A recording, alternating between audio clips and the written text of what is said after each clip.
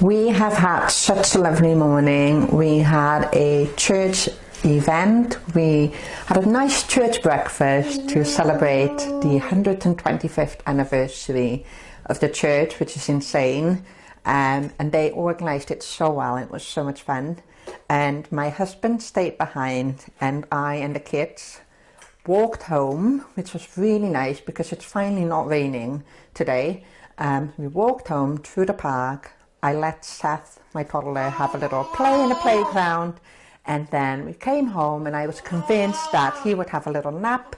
My little girl already napped in the pram, so I was hoping that she sort of play and he'd be napping, but he is wide awake. So we'll see if I manage to actually do this. But I am nearly out of yogurt. We love yogurt in this house, Greek yogurt, and we tend to buy this one from the Aldi. It has live cultures in it. It's meant to be better for your gut, so we love that one. And we usually, in the warmer months, we tend to go through 3 tubs of these, and then in the colder months we go through about 2 tubs of these. In the summer we like to use it for things like smoothies, apple yogurt pancakes, dessert, snack, and in the winter it's pretty much the same, but I just don't make as many smoothies, and we tend to go a little bit more for things like rice pudding or bread and butter pudding or what's the name? Not salmonella. I've forgotten the name. Semolina pudding. That's what we tend to go a little bit more for in the colder months because it's nice and warming. But we had my parents-in-law stay for a night here, and we had this for dessert, so we ran out pretty quickly. So I want to make some because I've got about 4 tablespoons worth of it, but we're not meant to be, or we're not planning to do a big shop for a few more days. I will be using my yogurt maker. This is an Easiyo yogurt maker. It's non-electric, but I believe pretty much any yogurt maker will have the same principle. But if you don't have a yogurt maker, do not fear. I'm also including instructions on how to make it without a yogurt maker with the oven. I will not be showing that because I don't have enough milk and yogurt for that, but I will be including detailed instructions for that, and it's pretty easy to do that one as well. And at the very, very end, I will be showing you how to make it into Greek yogurt, which is what we do all the time. When we make homemade yogurt, we turn it into Greek yogurt. So I'll be showing that at the end. And what else? Oh, look at this guy. Look at this fluffy thing. This is a windshield thing, which I'm meant to be using outside, I think, but I saw a lot of YouTubers that I follow use it indoors, and I thought there must be some sort of a benefit to it. So I'm going to check if it improves the audio even better, and I think it's so cute. I've decided to call it Toby. So Toby is joining me today. We are going to start by heating up the milk on the stove in a medium-sized saucepan to reach 82 degrees Celsius. When it's reached that temperature, I take it off the heat and I let it cool down to 43 degrees Celsius. It's okay if it's a little bit higher or a little bit lower, but try to aim for those temperatures.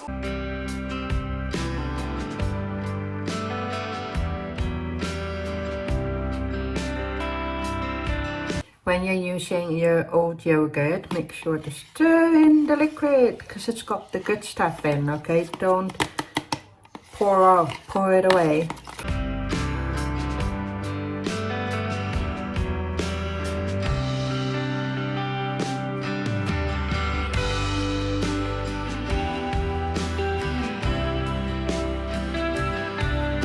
Once the yogurt milk mixture has cooled down, we are going to be, if you use the yogurt maker, you're going to put it in the container, then fill up the yogurt maker to the desired level with 43 degrees Celsius water.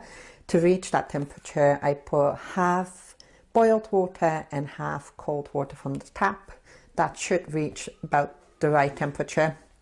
Then I put the container in, close the lid on it, and leave that for 10 hours. With the oven, if you don't have the yogurt maker, the same principle more or less applies. You put the yogurt milk mixture in a Tupperware, then cover that with either silver foil or a dishcloth, then put a clean one obviously, then put that in the oven at 43 degrees Celsius, or just turn the light on. That should reach about the same temperature, and leave that in there for 10 hours as well. Then when those 10 hours are up, if you like the consistency as is, you can put it in a fridge, leave it there for 6 hours, and then it's ready to eat. Do make sure to put a lid on the Tupperware if you've used the oven.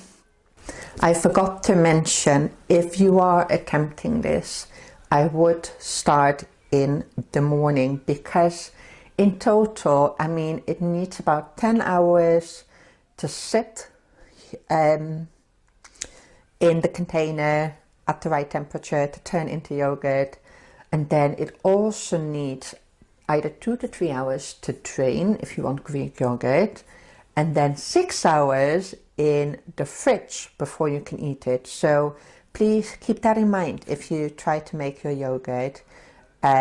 Start in the morning. And that's something that I forgot today.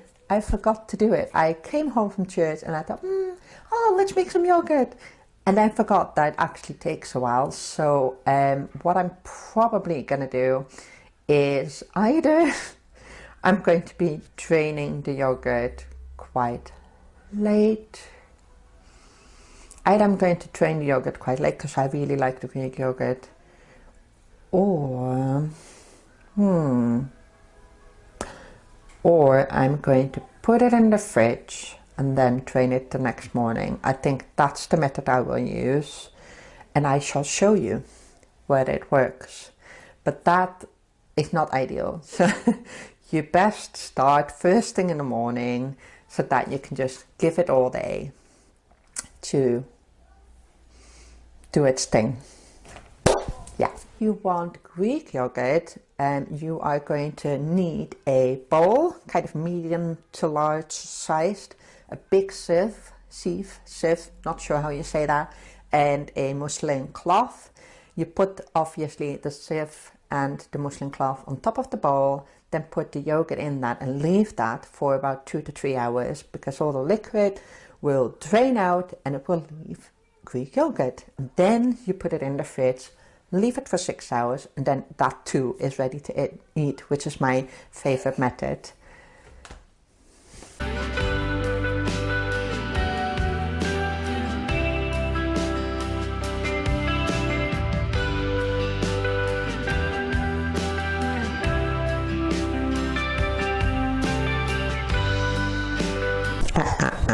Zachtjes, vind je Toby leuk? Vind jij Toby leuk? You like Toby? Don't eat it. Nuh-uh. It is now 2 days after I started the video. If I just wanted normal yogurt, I would have been done that day, because I was able to let it sit for 10 hours, and then right before bed I put it into the fridge, and I would have just been able to let that sit in the fridge and have it yesterday morning. But I really like Greek yogurt, so I needed to strain it. I wasn't able to do it yesterday morning because we were getting ready for church and it was all a bit busy and stressful, and you do need to strain it for at least 2 hours and be able to take it out of the sieve then. So I had a little test and was like, okay, I'm going to do it after I come back from church and see if that works. And it worked absolutely fine, no problem at all. I think it's more a matter of, if you want your yogurt quick, then strain it straight after it has sat on the kitchen counter for 10 hours or in the oven for 10 hours.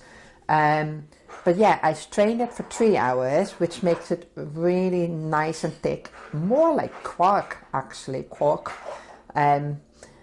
rather than Greek yogurt. I think if you prefer a more of a Greek yogurt texture, 2 hours is enough, but if you like it even extra thick, 3 hours is perfect.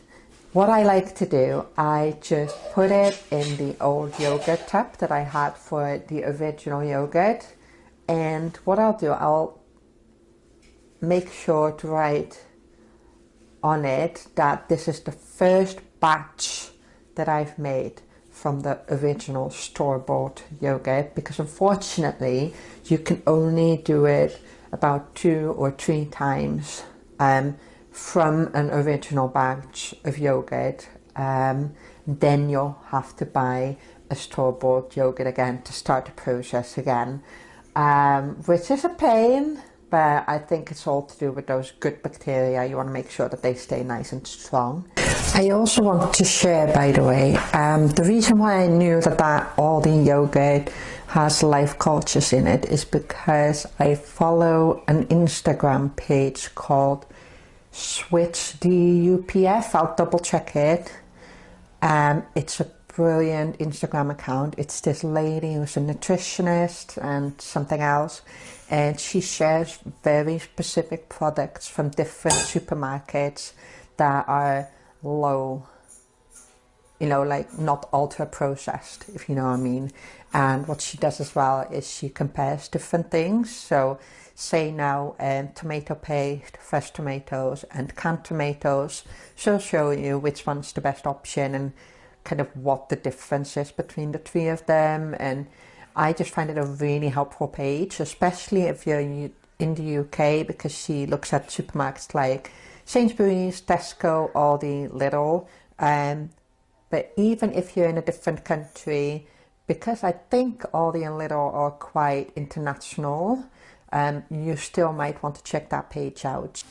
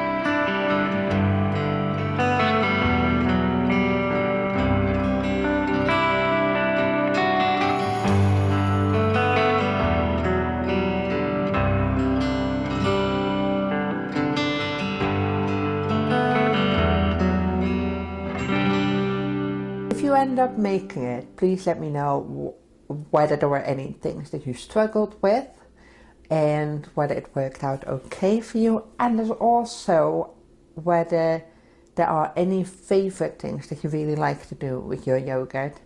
I hope this video was helpful, and I'll see you again the next time. Bye friends!